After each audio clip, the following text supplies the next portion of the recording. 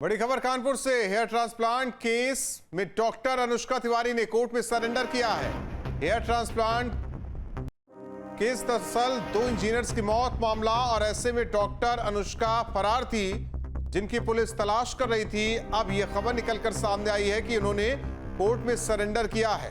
तो बड़ी खबर आपको बता रहे हैं इस वक्त की।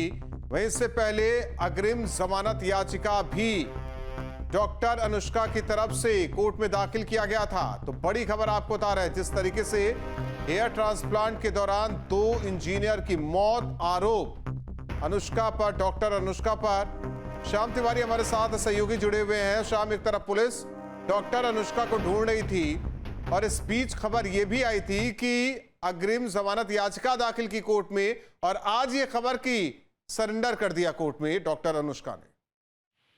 बिल्कुल 15 दिन पहले पहला केस दर्ज हुआ था अनुष्का तिवारी पर, जब आरोप लगा था कि डॉक्टर का उन्होंने हेयर ट्रांसप्लांट किया था और उसके बाद उसकी हालत बिगड़ी और उसकी मौत हो गई।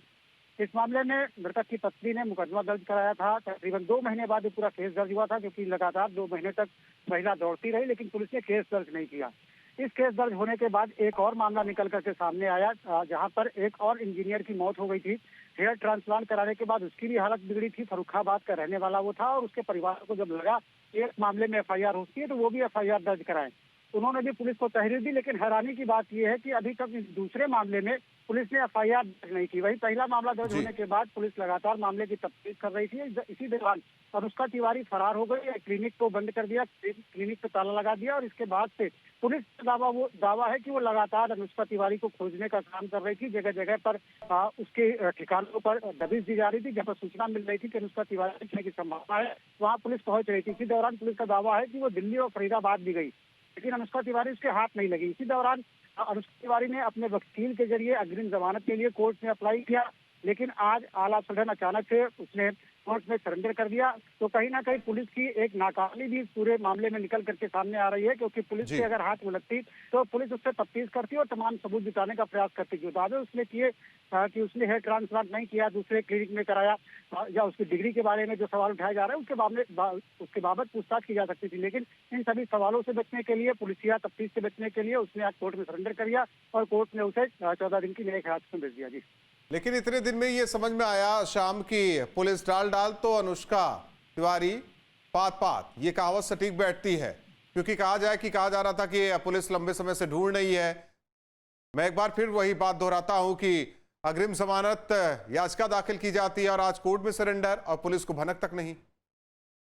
अनुष्का लगातार अपने वकील के संपर्क में थी, तभी तो वकील ने जाकर के उसकी अग्रिम जमानत की व्यवस्था की, कागजात तैयार कराए और उसको दाखिल किया। वहीं दूसरी तरफ पुलिस दावा लगातार कर रही थी कि वो दबिश दे रही है, पहुंच रही है ठिकानों पर, लेकिन उसके उनके पहुंचने से पहले ही अनुष्का वहां से फरार हो जा रही है।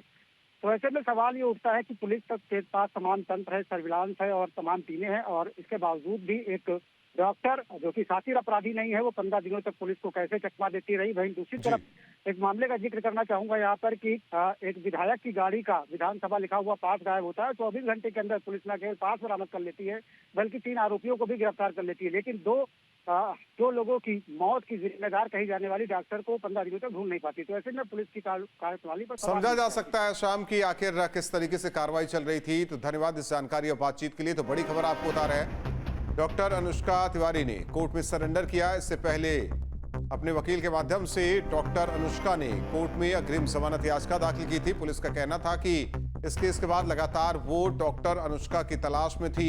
सवाल कई हैं, लेकिन अब डॉक्टर अनुष्का ने कोर्ट में सरेंडर किया है।